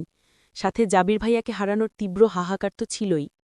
এতটা দিন পর জাবিরকে সুস্থ সবলভাবে চোখের সামনে দেখবে, এই খুশিতে চেঁচিয়ে কাঁদল রুমু। ওর সেই মরা কান্নার মাঝপথেই সৌভাগ্যক্রমে আগমন ঘটল জাবিরের। রাত ৯টার কাছাকাছি তখন। আজ অফিসে একটু বেশি ঝামেলা ছিল। জাবির বড্ড ক্লান্ত ফিল করছিল, দেহ ও মন উভয়ই। এর মধ্যেই বাড়িতে পা রেখে সদর দরজা পেরোতে না পেরোতেই কোথা থেকে ঝড়ো হাওয়ার মতো ছুটে এসে বুকের উপর ঝাঁপিয়ে পড়ল কেউ। তীব্র কান্নায় পরিবেশ উত্তপ্ত করে রুমু ফুপিয়ে বলল, ভাইয়া, ও ভাইয়া, জাবির ভাইয়া, কেন চলে গিয়েছিলে তুমি? রুমুকে অ্যালবামে ও ফোনে বেশ কবার দেখেছে জাবির। ফোনে কথাবার্তাও হয়েছিল। সেই সুবাদেই সে নিতান্ত পরিচিতর মতোই মাথায় হাত রাখল রুমুর। কাঁধে হাত বুলিয়ে নরম গলায় বলল, বাচ্চাদের মতো ফ্যাচফ্যাচ করে যে কাঁদছ, ওদিকে তোর জামাই হেসে ভেঙে না পড়ে, পরে তোকে খ্যাপাবে দেখিস। রুমু ফিক করে হেসে ফেলে মুখ মুছে চোখ মুছে বলল, তুমি একটু বদলাওনি ভাইয়া, সেই আগের মতোই দুষ্টু। ভাগ্যিস বদলাওনি, না হলে মরেই যেত সবাই। এই বলে হাত দিয়ে মুখ চেপে ধরে আবার কেঁদে ফেলল রুমু। ওর এমন কান্নায় আশেপাশে দাঁড়ানো সবার চোখেও পানি এসে গেল, বিশেষ করে রূপের। ও সিঁড়ির গোড়ায় দাঁড়িয়ে অনবরত চোখ মুছে যাচ্ছে। মনে পড়ে যাচ্ছে সেই বিভীষিকার দিনগুলো, সে ভয়াবহ যন্ত্রণার রাতগুলো। জাবির দেখতে পেয়েছে রূপকে। সে রুমুর মাথায় আলতো চাটি মেরে বলল, সুদূর ক্যানাডা থেকে এসে কি আমাকে ফ্যাচ ফ্যাচে কান্নাকাটি দেখাতেই তেসি? রুমু হেসে পিলে মুখ মুছে বলল, সরি ভাইয়া, আর কাঁদব না। তুমি নিশ্চয়ই টায়ার্ড, যাও ফ্রেশ হয়ে রেস্ট নাও। জাবির রুমুর হাজবেন্ডের সাথে পরিচিত হয়ে কথাবার্তা বলে তারপর রুমের উদ্দেশ্যে গেল। যাওয়ার সময় শিলির গোড়া থেকে রূপকে টেনে নিয়ে গেল সে। রূপ চোখ বড় বড় করে অবাক হয়ে আশেপাশে তাকিয়ে দেখল সবাই দেখছে ওদেরকে, আর ঠোঁট টিপে হাসছে। রূপ লজ্জায় মিয়ে পড়ে ভাবল, এই লোকটা আজও সেই নির্লজ্জ ডেয়ারিংই রয়ে গেছে। সবার সামনে এইভাবে টেনে আনলে কি হতো? মুখে বললেই রূপ চলে আসত তার পিছনে পিছনে। রুমে পৌঁছে রূপকে নিজের সামনে দাঁড় করালো জাবির। হাতটা না ছেড়ে ভ্রু কুচকে কঠিন গলায় বলল, মুহূর্তে মুহূর্তে এত কান্নাকাটি করো কেন? চোখের জল বেশি হয়েছে? বেশি হলে ওয়াসাকে কিছু দান করে এসো। কত মানুষ এখনো দেশে পানির কষ্টে আছে জানো? রূপ অবাক হয়ে তাকালে জাবির কড়া গলায় বলল, ৩ মাস ধরে কথায় কথায় শুধু কাঁদতেই দেখেছি। আর একবার কাঁদতে দেখলে আবার লন্ডনের হসপিটালের কোমা বিভাগে ভর্তি হয়ে যাব আমি, বুঝেছ? অন্তত প্রতিদিন তোমার কান্নাকাটি দেখার চেয়ে সব ভুলে হাসপাতালে ঘুমিয়ে থাকাটাই শান্তির হবে। রূপ চোখ বড় করে মুখটা হাঁ করে ফেলল। পরক্ষণই মুখ বন্ধ করে করুণ চোখে তাকিয়ে বলল, কি বলছেন আপনি এসব? শুনুন, ইচ্ছায় অনিচ্ছায় ভুল করে শুদ্ধ করে কোনো প্রকারে এই ধরনের কথা আর বলবেন না, কক্ষুনো না, বুঝেছেন? জাবির চোয়াল শক্ত করে বলল, বুঝিনি। রূপ কঞ্চটা নরম করে করুণ স্বর ধরে রেখেই বলল, ওই পরিস্থিতিটা, ওই দিনগুলো ভাবলেও আমার গায়ে কাটা দেয়, অসহনীয় কষ্ট হয়, বুঝেন না আপনি এটা? রূপের ছলছল চোখ দুটোতে তাকিয়ে থেকে জাবির বলল, নিজের কষ্টটা বুঝলে আমারটা কেন বুঝো না? তোমাকে বারবার কাঁদতে দেখতে অসহ্যকর লাগে আমার, এটা বুঝো না কেন রূপ? রূপ একটা শুকনো ঢোক গিলে তাকিয়ে রইল। কাজের ক্লান্তিতে জাবিরের মেজাজটা আজ একটু উচ্চে চড়ে আছে ও বুঝতে পারছে। তার উপর বাড়িতে পা রেখে রূপের চোখের পানি তার সহ্য করতে বেশ বেগ পেতে হচ্ছে। এটা বুঝতে পেরে রূপ লম্বা শ্বাস টেনে নিজেকে সুস্থির করল। মুখটা হাসি হাসি করে বলল, আচ্ছা ঠিক আছে, আম সরি, ওকে, এবার ফ্রেশ হন দ্রুত, সবাই ডিনার করবে একসাথে।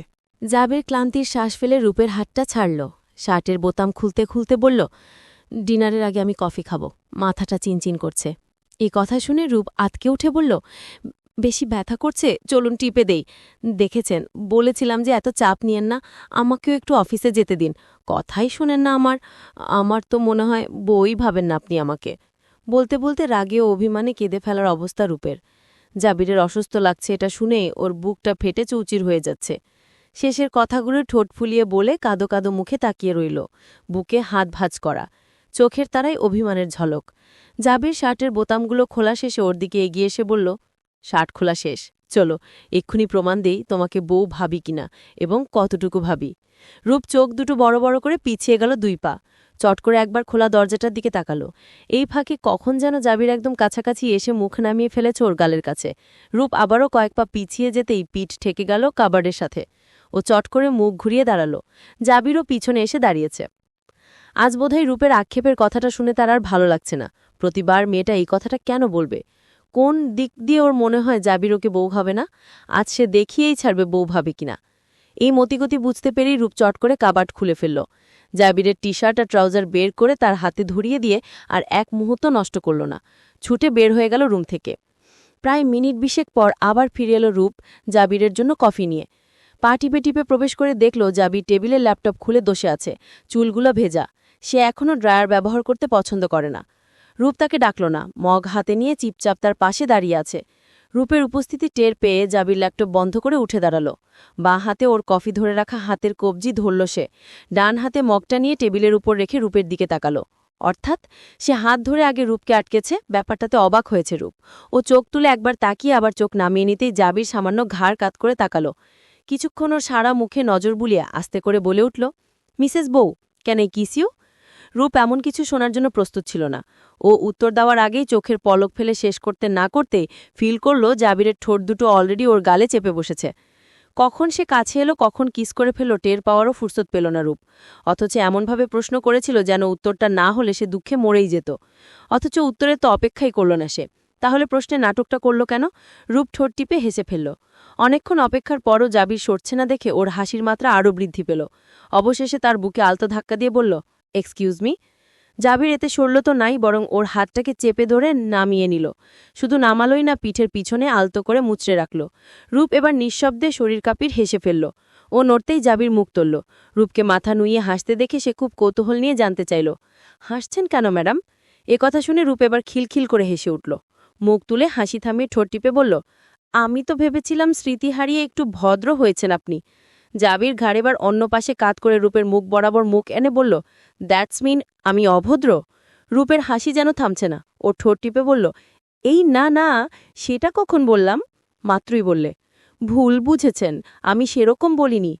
জাবির রূপের কোমরে হাত রেখে ওর গা ঘেঁষে এসে বলল, কি রকম বলেছ তাহলে? জাবিরের আচানক ছোঁয়ায় ম্যাজিকের মতো হাসি উবে গেল রূপের। ও চোখ বড় করে তাকিয়ে নামিয়ে নিল চোখ। জাবিরের এগিয়ে আসাতেও নিজের তাল সামলাতে পারছে না, পিছনে হেলে পড়ে যাচ্ছে। উপায় না পেয়ে 2 হাতে জাবিরের বুকের কাছে টি শার্ট চেপে ধরল। লজ্জায় ওর গালগুলো গরম হয়ে উঠেছে। সেটা টের পেয়ে জাবির ঠোঁট কামড়াল। দুষ্ট চোখে তাকিয়ে বলল, নিজেকে খুব বউ দাবি করো আমার, তাই না? রূপ ভ্রু কুচকে তাকিয়ে বলল, এইটা কেমন কথা? বউ দাবি করব কেন? আপনার বই তো আমি। That's good. ওর মুখে এটা শোনার জন্যই প্রশ্নটা করেছে জাবির। শুনে নিয়ে খুশি মনে শকদোক্তি করে আচমকা সে চুমু খেল রূপের কাঁধে। মিনিটে শিরশির করে উঠল রূপের সমস্ত অঙ্গপ্রত্যঙ্গ। জাবিরের মতলব দেখে মনে হচ্ছে আজ সে ছাড়বে না। প্রেমের অনুভূতি তার শরীরে বরাবরই একটু বেশি ছিল, আজও তেমনটাই আছে। স্মৃতি কাল্টে গেলেও শরীর তো তার পাল্টায়নি। ব্যাপারটা বুঝতে পেরে চুপ করে রইল রূপ। জাবিরের অসন্তুষ্টি বা তার কষ্ট চায় নাও, কিন্তু বহুদিন পর এত কাছে জাবিরকে পেয়েই লজ্জা যেমন করছে, আগের ঘনিষ্ঠতার কথা তার কিছু মনে নেই, সে হিসেবে আজ নতুনভাবে কাছে এগোচ্ছে। এটা ভেবে রূপের সংকোচও লাগছে প্রচুর। এক হাতে ওর কানের নোচে হাত দিয়ে চিবুকটা তুলে ধরে ঘাড়ে গলায় চুমুক খেতেই রূপের শরীর বিবশ হয়ে গেল। জাবিরের ঘাড়ে হাত রেখে মুঠো বন্ধ করে রাখল ও। ধীরে ধীরে ও পিছিয়ে যাচ্ছে, সাথে জাবিরও এগিয়ে এলো। বিছানায় পা ঠেকতেই বসে পড়ল রূপ, সাথে বসল জাবিরও। সে ছাড়েনি রূপকে এক চুল। জাবিরের স্পর্শ ধীরে ধীরে আগ্রাসী হতেই সে রূপকে নিয়ে বিছানায় ঢলে পড়ল। এজন্যই কৌশলে পিছিয়ে বিছানার কাছে এসেছিল রূপ। কিছুটা সময় রূপের চিবুকে ও গলায় এলোপাথারি চুমু খেয়ে একসময় মুখ তুলল জাবির। রূপের বন্ধ চোখের পাতায় দৃষ্টি নিবদ্ধ করে রাখল কিছুক্ষণ। চোখের কোণ বেয়ে পানি গড়াচ্ছে রূপের। সেটা টের পেতে জাবির মুখ তুলেছে। তার মানে কি রূপ জাবিরকে কাছে চাচ্ছে না? স্মৃতি না ফেরা পর্যন্ত কি ও জাবিরের কাছে আসবে না? আর যদি স্মৃতি কখনো না ফিরল? না, ও জাবিরকে কাছে চায়, এটা জাবির বুঝে। কিন্তু চোখের পানির অর্থ কি? ও কি এখনও সংকোচে ডুবে আছে? এমনটাই হবে হয়তো। চুপচাপ কিছুক্ষণ এসব ভেবে রূপের উপর থেকে হুট করে পাশে সরে গেল জাবির। উঠে বসল নিমিষেই। দুহাতে চুল খামচে মুখ নামিয়ে বলল, আম সরি। রূপ তখনও শুয়ে আছে। ভ্রু কুচকে জাবিরের দিকে তাকিয়ে থাকতে থাকতে আবারও চোখ ভরে এলো ওর। আবারও চোখের কোণ বেয়ে পানি গড়িয়ে পড়তে দেরি হল না। দুঃখে বুক ফেটে যাচ্ছে ওর। এতক্ষণ কেঁদে ফেলেছিল জাবিরকে বহু বছর পর পুনরায় কাছে পাওয়ার আনন্দে। কিন্তু জাবিরের মনে কি এখন অনেক সংকোচ? রূপ চট করে উঠে বসে চোখ মুছল। তারপর চোখের পলকে বের হয়ে গেল রুম থেকে। ওর কান্না দেখেছে জাবির। তার আবারও মনে হলো রূপ প্রস্তুত ছিল না বলেই কেঁদেছে। এটা ভেবে নিজের চুলগুলো আবারও খামচে ধরল সে। চলবে। সে প্রথম প্রেম আমার রূপাঞ্জনা, পর্ব ৬৫। লেখিকা মেহরুন্নিসা মিমি। নিস্তব্ধ রাতের হাওয়াটা আজ বেজায় শীতল। চাঁদের আলো আনাচে কানাচে ছড়িয়ে আছে পৃথিবীর উত্তর গোলার্ধ জুড়ে। জাবির ফিরে এসেছে আজ প্রায় ৭ মাসের একটু বেশি। এতদিনেও রূপের সাথে তার পুরোপুরি সম্পর্ক গড়ে ওঠেনি। কখনো রূপের লাজুকতায়, কখনো জাবিরের সংকোচে। তবে জাবিরকে ছেড়ে দূরেও থাকেনি রূপ আর। আজও দুজনে একই ঘরে শুয়েছে। জাবির আজ একটু দ্রুতই ঘুমিয়েছে। সন্ধ্যায় অফিস থেকে ফেরার পর থেকেই ঠান্ডা ও সর্দিতে তার মাথা ভার হয়েছিল। রূপ তাকে মেডিসিন খাইয়ে কপালে মলম ঘষে মালিশ করে দেওয়ার পর ঘুমিয়েছে সে। মাঝরাতে তার শিওরে বসে জাগাতে ইচ্ছে না করলেও নিরুপায় হয়ে জাগাতেই হল। রূপ অন্ধকারেই দেখতে পাচ্ছে মাথার ওপর হাত টান করে রাখায় টি শার্টের ফাঁকে জাবিরের পেট উন্মুক্ত হয়ে আছে। ফিক করে হাসল রূপ তা দেখে। তারপর হাতে ধরা গোলাপটা আলতো করে ছোঁয়ালো জাবিরের ডালের ঠোঁটে। ঘুমের ঘোরে ভীষণ সুরসুরি অনুভূত হতেই চমকে চোখ মেলল জাবির। মুখে হাত বুলিয়ে ভ্রু দুটো কুচকে ফেলল সে। অন্ধকার চোখে শুয়ে আসতেই চোখ পড়ল ধবধবে সাদা কিছু একটার উপর। অন্ধকারে যেন আগুনের মতো জল ছিল সেই সাদা রং। সে আবছা চোখে বোঝার চেষ্টা করল জিনিসটা কি। তাকে মাথা দুদিকে ঝেড়ে উঠে বসতে দেখে রূপ আস্তে করে বলল, আরে আমি, ভয় পেয়েছেন নাকি? জাবির ঘুম ঘুম ভারী স্বরে জিজ্ঞেস করল, তুমি এই অন্ধকারে সাদা কাপড় পরে ভয় দেখাতে এসেছ নাকি আমাকে? আপনি ভয় পেয়েছেন? ভয় না পেলেও চমকেছি।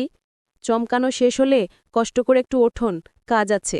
জাবির আশেপাশে একবার চেয়ে বোঝার চেষ্টা করল ভোর হয়েছে কিনা। তারপর রূপকে জিজ্ঞেস করল, মাঝরাতে কি কাজ? মাঝরাতে কাজ থাকতে পারে না? বলতে বলতে উঠে গিয়ে লাইটটা জ্বালিয়ে দিল রূপ।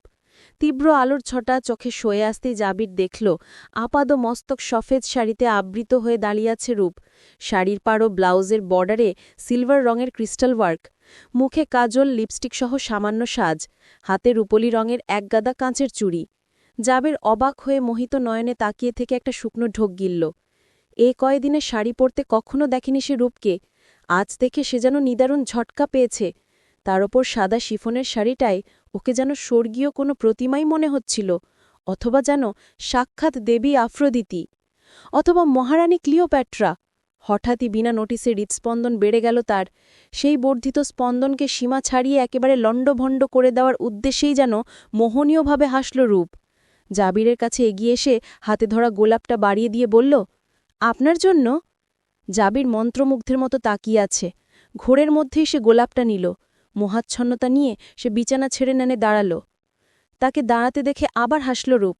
জাবির ঘোলা ঘোলা চোখে ওর মুখে নির্নিমেষ তাকিয়ে থেকে বুকে এক হাত রেখে বিড়বিড় করে উচ্চারণ করল, ফিদা। রূপ হাসতে গিয়েও হাসল না। বুকে হাত ভাঁজ করে মুখ ঘুরিয়ে ঠোঁট ফুলিয়ে বলল, আপনি তো আমাকে জড়িয়ে ধরলেন না, চুমুও খেলেন না। এই বাক্যটা বলতে চাইলেও বলা হলো না। জাবির হুঁশ ফিরে পেয়ে লম্বা শ্বাস টেনে বলল, জড়িয়ে ধরতে তো আমার প্রবলেম নেই, কিন্তু জড়িয়ে ধরলে এই মুহূর্তেই অঘটন একটা ঘটিয়ে ফেলব নির্ঘাত। বুঝো না কেন? অবশ্য তুমি যদি স্বেচ্ছায় অঘটনের শিকার হতে চাও তাহলে আই ওন্ট মাইন্ড। বিশেষে অঘটনটা ঘটাতে আমি সদা প্রস্তুত। রূপ ফিরেছে, ঠোঁট কামড়াল, তারপর রাগঢাক না করে বলে ফেলল, আমাকে কি বউ মনে হয় না? অঘটন ঘটলে সমস্যা কি? আমরা তো প্রেমিক প্রেমিকা নই যে ধরা খেলে চুনকালি পড়বে মুখে। রূপের গালফুলা চেহারা আর বেপরোয়া এই কথাটা শুনে জাবির অবাক হয়ে রইল। পর মুহূর্তেই সে হেসে ফেলে এগিয়ে এলো। রূপের গালে হাত রেখে চোখের দিকে তাকিয়ে রইল কিছুক্ষণ। তারপর আলতো করে চুমু খেল ওর কপালে। বলল, রিয়েলি ভেরি সরি বউ সাহেবা। আমি উল্টো আপনি মাইন্ড করেন কিনা ভেবে নিজেকে কত কষ্টই না দিলাম। রূপ চোখ নামিয়ে নিল, কিছু বলতে পারল না। ও কাছে থাকতেও জাবির কষ্ট করছিল, কিন্তু কে বলেছে তাকে এত ভদ্রলোক হতে? রূপ তো আগের সেই বেপরোয়া স্বভাবের লোকটাকেই ভালোবেসে ফেলেছিল, যে প্রশ্ন করে নয় বরং পূর্ণ অধিকারের সাথে আদায় করে নিত নিজের পাওনাটুকু। নিজের প্রাপ্য ভালোবাসাটুকু আদায় করতে সে সদা তৎপর ছিল। মন খারাপি ছেড়ে রূপ ফোনের স্ক্রিনে সময় দেখে বলল, আচ্ছা এখন চলুন তো, দেরি হয়ে যাবে। জাবির জিজ্ঞেস করল, কোথায়? বাইরে যাব। জাবির অবাক হল। সে ফোনটা তুলে একবার সময় দেখে শুধালো, কটা বাজে জানো? রবি একটু ব্যতিব্যস্ত হয়ে এগিয়ে এসে বলল, আমার এত জেনে কাজ নেই। আপনি এটা পড়ুন আর দ্রুত নিচে আসুন, আমি গাড়িটা অপেক্ষা করছি। আর শুনুন, এই যে চাবি রাখলাম, বের হয়ে মেইন ডোর লক করে চাবিটা আবার আমাকে দেবেন। রূপ একটা শপিং ব্যাগ আর বাড়ির চাবি জাবিরকে ধরিয়ে দিতে দিতে বলল কথাগুলো। তারপর বের হয়ে যাওয়ার আগে বলে গেল, শুনুন, শার্টটার সাথে কালো জিন্স পরবেন, আর হ্যাঁ, ঘড়িটা পরতে একদম ভুলবেন না, চুলগুলো এলোমেলোই থাক। এই বলে একটু হেসে চলে গেল রূপ। জাবির ব্যাগ খুলে বের করল একটা সাদা শার্ট। শার্টের কলার ও স্লিভে সিলভার রঙের ক্রিস্টাল ওয়ার্ক করা, একদম রূপের শাড়ির আঁচল ও ব্লাউজের সাইডের মতো। তৈরি হয়ে নিচে নেমে গাড়িতে বসল জাবির। স্টিয়ারিংয়ে হাত রেখে রূপের দিকে তাকালে ও একটা ঠিকানা বলল। জাবির গাড়ি স্টার্ট দিল। কিছুক্ষণ নীরবতার পর জাবির আবার তাকাল রূপের দিকে। রূপ জানালা দিয়ে বাইরে তাকিয়ে আছে। দমকা বাতাসে খোলা চুলগুলো উড়ছে অনেক দূর। জাবির একটু গলা ছেড়ে দৃষ্টি আকর্ষণের চেষ্টা করে বলল, সেজেগুজে বেড়াতে এসে মুখ গোমরা করে রাখলে কেন? এটা কি মানানসই হল? রূপ গাল ফুলিয়ে ফিরে চেয়ে বলল, বেড়ানোর জন্যই সাজিনি, শুধু আপনার কমপ্লিমেন্ট পাওয়ার জন্য সেজেছিলাম, অথচ আপনি আবার মুখ ঘুরিয়ে নিল রূপ। জাবির ঠোঁট কামড়ে হেসে ফেলে বলল, মৌখিক কমপ্লিমেন্টে আমি সঠিক বোঝাতে পারব না কমপ্লিমেন্টের সত্যতা। এর জন্য প্র্যাকটিক্যাল হওয়ার বিকল্প কোনো উপায় দেখছি না। কথাটা সেই সবার সাথে সাথেই আচমকা ব্রেক কষল জাবির। গাড়ি থামিয়ে চাট করে খুলে ফেলল সিট বেল্ট। রূপ প্রশ্নবোধক চোখে ভ্রুঙ্কুচকে তাকাতেই সে চোখের পলকে এগিয়ে গেল ওর কাছে। কানের নিচে হাত রেখে খানিকটা টেনে এনে অভাবনীয়ভাবে রূপকে চমকে দিয়ে সে ঠোঁট রাখল রূপের ঠোঁটে। এর জন্য মোটেও প্রস্তুত ছিল না রূপ। ও চোখ বড় বড় করে ফেলতেই জাবির আরেকটু চেপে ধরল ওকে। চোখ বুজি ফেলল রূপ। মিনিট দুয়েক নীরব প্রতাপ চালিয়ে বিশ্বজয়ীর ভঙ্গিতে হাসল জাবির। একটি স্বরে রূপের বিস্মিত চোখে চোখ রেখে বলল, এ তো রাগ করছো কেন আজ? এ তো অভিমান করলে আমার বারবার এইভাবেই অভিমান ভাঙাতে ইচ্ছে করে। রূপ চোখ নামিয়ে ঠোঁট কামড়ে ধরল। তা দেখে জাবির নিজেও একটু ঠোঁট কামড়ে ওর কানের পাশে চুলগুলো সরাল। কানের কাছে মুখ নামিয়ে বলল, I love you Rupanjana, so damn much. Rup হেসে ফেলল। নিচু মুখে জাবিরকে জড়িয়ে ধরে তার কাঁধে কপাল ঠেকিয়ে বলল, আই লাভ ইউ টু জান। জাবির ঠোঁট টিপে বলল, জান বললে না? রূপ হেসে ফেলে মাথা তুলে জাবিরকে বুকে আঘাত করে তাকে সরিয়ে দিয়ে বলল, জানের বাচ্চা, গাড়ি চালান, লেট হয়ে যাব। জাবির সিটবেল্ট বেঁধে গাড়ি স্টার্ট দিতেই রূপ জানালা দিয়ে বাইরে তাকিয়ে আবার হেসে ফেলল। মনে মনে ভাবল, কোথায় তাকে সারপ্রাইজ দিতে এনেছে? এখানে তো সে নিজেই ওকে সারপ্রাইজ করে বসে আছে। টুকটাক কথাবার্তার মধ্যেই তারা শহরেরই একটা লেট নাইট রেস্টুরেন্টে এসে পৌঁছল। জায়গাটাতে কৃত্রিমভাবে প্রাকৃতিক ধাঁচ আনা হয়েছে, অর্থাৎ আধুনিক ইট পাথরের রেস্টুরেন্টের পরিবর্তে বাঁশ কাঠ দিয়ে তৈরি একটা একতলা রেস্তোরাঁ। গেট পেরিয়ে সামনের বিশাল অংশটা বাগানবাড়ির মতো গাছপালায় ঘেরা। এর মাঝেই ছোট ছোট টেবিল চেয়ার বসানো, কৃত্রিমভাবে ছেটে রাখা বাস্তবিক গাছগুলো ডেকোরেশন লাইট দিয়ে মোড়ানো। সেজন্য জায়গাটা প্রচুর রঙিন। জাবির গাড়ি থেকে নেমে কাউকে ফোন করে 1 মিনিট কথা বলল, তারপর জাবিরের হাত ধরল নিজেই, তাকে সাথে করে এগিয়ে গেল ভেতরে। সামনের আঙ্গিনা পেরিয়ে একটু পাশ ধরি ভেতরে গেল।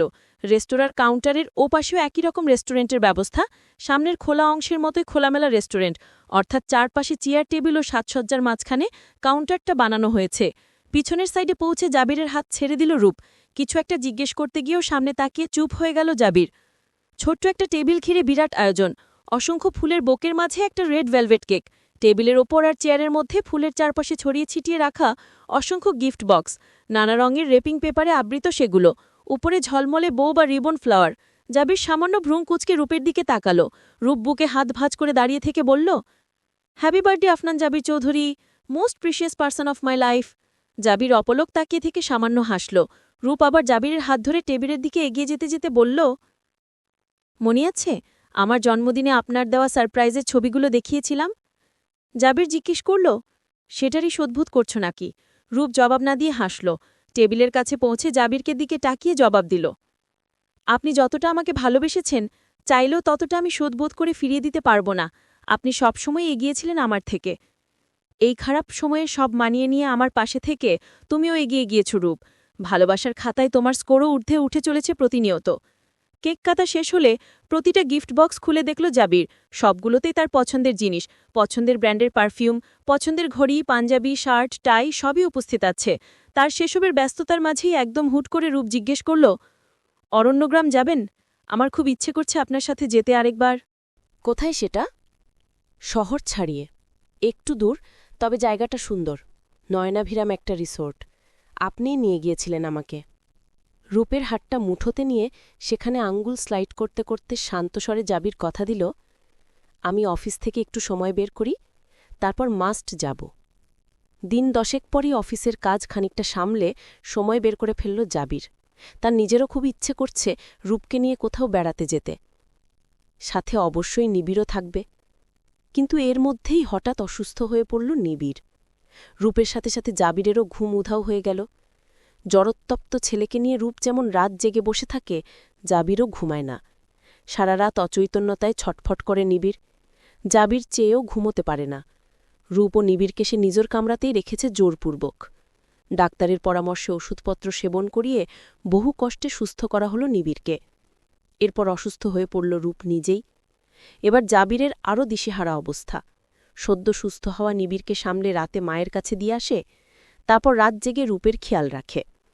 রূপ অবশ্য জেগে থেকে বিরক্ত করে না, তবু জাবির একটু পরপর জেগে জেগে ওর অবস্থা চেক করে।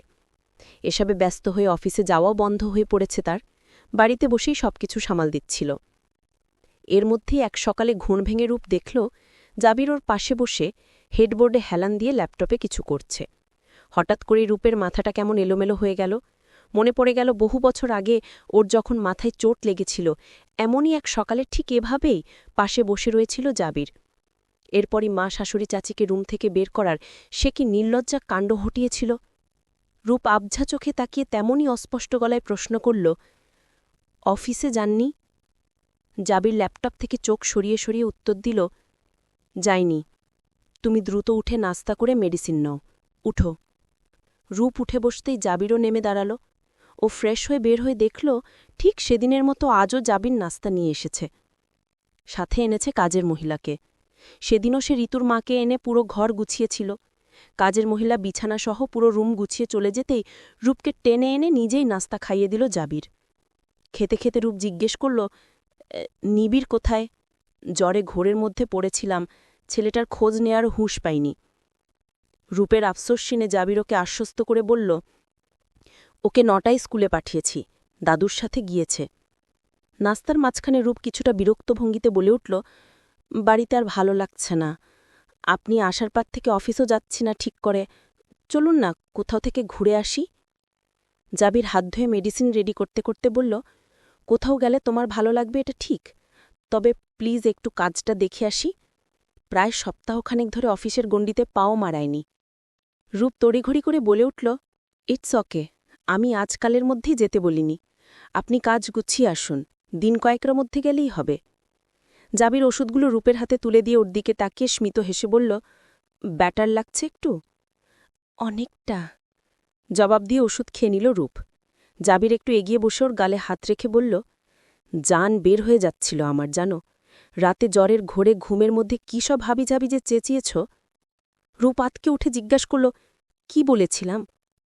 জাবির কিছুক্ষণ তাকিয়ে রইল, তারপর উঠে দাঁড়াতে দাঁড়াতে বলল, ওয়েট আ মিনিট। এরপর উঠে রুমে থেকে বের হল। করিডোরে দাঁড়িয়ে কিচেনের উদ্দেশ্যে ডাকল, মা, 2 কাপ কফি পাঠাও তো। ফিরে এসে রূপের সামনে বসে একটা দীর্ঘশ্বাস ফেলে জানাল, ঘোরের মধ্যেও ভয় পাচ্ছিলে তুমি। কখনো আমাকে ডাকছিলে, কখনো নিবিড়কে, কখনো বলছিলে সেমিনারে যেতে হবে না, তো কখনো বলছিলে প্লেনটার কিচ্ছু হয়নি। কি পরিমাণ অস্থির যে আমার লাগছিল সেসব শুনতে। আচ্ছা, এভাবেই কি 5.5 বছর কাটিয়েছ তুমি? অবিশ্বাস করেছ আমার কিছু হয়েছে বলে? রূপ নিষ্পলক তাকিয়ে থেকে মৃদু হাসল। তারপর খানিকটা এগিয়ে এসে জাবিরের বুকে হাত রেখে বলল, ভুলে যেতে চাই ওসব দিনগুলোকে, তবুও স্বপ্নের অচেতনতায় ফিরে আসে কখনো কখনো। সব ভুলে আমি শুধু আজকের দিনে বেঁচে থাকতে চাই জাবির, বর্তমানকে আঁকড়ে ধরে শ্বাস নিতে চাই। জাবির হাত বুলিয়ে দিল রূপের মাথায়, আলতো কণ্ঠে বলল, ভেবেছিলাম আজ যাব না, এখন মনে হচ্ছে আজই অফিসে গিয়ে কাজকর্ম সব বুঝিয়ে দিয়ে আসি, তাহলে কালই হয়তো বেড়াতে যাওয়া সম্ভব হবে। চকচকে লোভাতুর চোখে মুখ তুলে চাইল রূপ।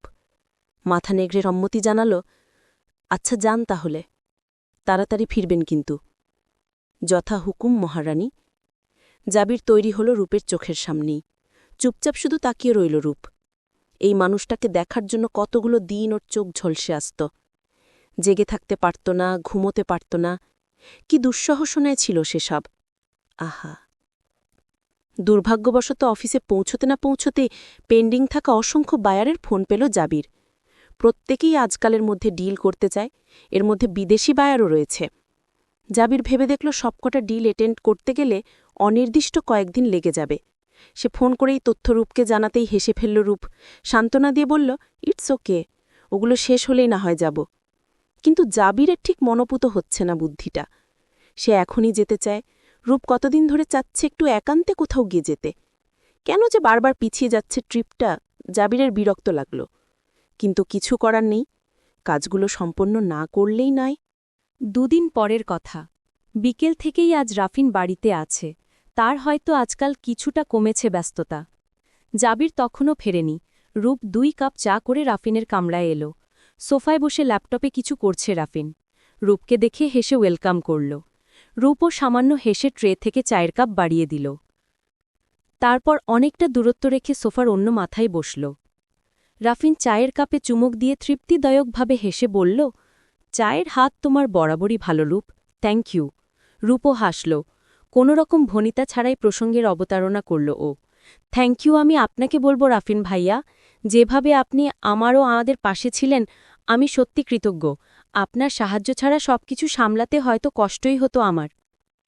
সবকিছুর জন্য আমি আপনার কাছে আজীবন ঋণী থাকব ভাইয়া।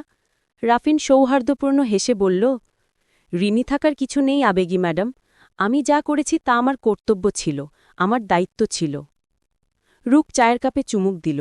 কিছুটা সময় নীরবতার পর বলল, কিছু কর্তব্য কিন্তু এখনও সম্পন্ন করা বাকি আপনার, সেসবে একটু নজর দিন এবার। রাফিন আগেই বুঝেছিল রূপ বিশেষ কিছু বলতেই এসেছে, তবুও সে প্রশ্ন করল, কোন কর্তব্য?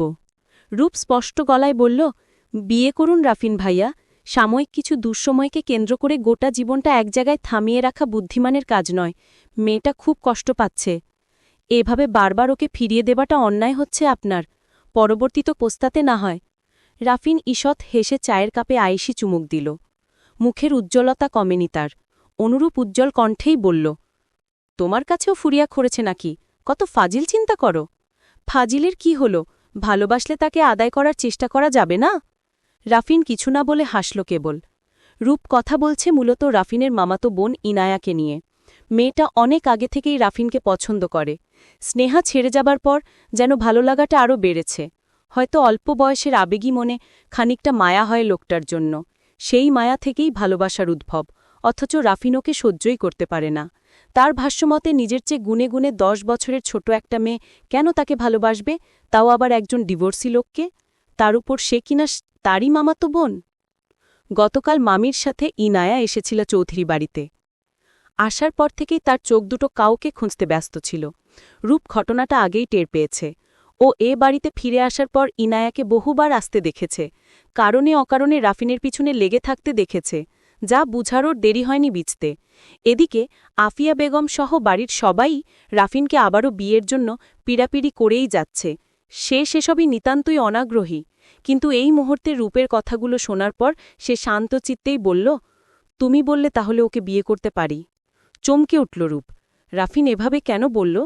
তার চাওয়া না চাওয়া কি রূপের উপর নির্ভর করছে? রূপ অনুমতি দিচ্ছে বলে সে রাজি হচ্ছে? ব্যাপারটা কি এমন? রূপ থতমতকে জিজ্ঞেস করল, আমি বললেই মানে? আমি বললেই বিয়ে করবেন, নয়তো করবেন না? বিনা দ্বিধায় জবাব দিল রাফিন, হ্যাঁ, তুমি বললেই করে ফেলব। কারণ কি জানো? রাফিন রূপের দিকে তাকাতেই রূপ সিটিয়ে গেল। পুরনো কোনো কথা, কোনো অনুভূতির বর্ণনা রূপ মোটেও শুনতে চাইছে না এই মুহূর্তে। ওকে আশ্বস্ত করে রাফিন বলল, কারণ ভালোবাসার ক্ষেত্রে তোমার চেয়ে দক্ষ আর কেউ নেই রূপ, অন্তত আমার পরিচিতিতে তো নেই। তোমার যদি মনে হয়ে থাকে ও আদতেই আমাকে ভালোবাসে, তাহলে বিয়ে করতে আপত্তি নেই আমার। সহজ সরল এই বক্তব্যটা শুনে স্বস্তির নিঃশ্বাস ফেলল রূপ। এই ছিল তবে কারণ, আর ও কত কিনা ভেবে যাচ্ছিল। চলবে। গল্পটি কেমন লাগলো? আপনার অনুভূতি আমাদের সাথে শেয়ার করতে কমেন্টে লিখুন। আরও নতুন গল্প পেতে চ্যানেলটি সাবস্ক্রাইব করুন। আপনাদের ভালোবাসাই আমাদের অনুপ্রেরণা।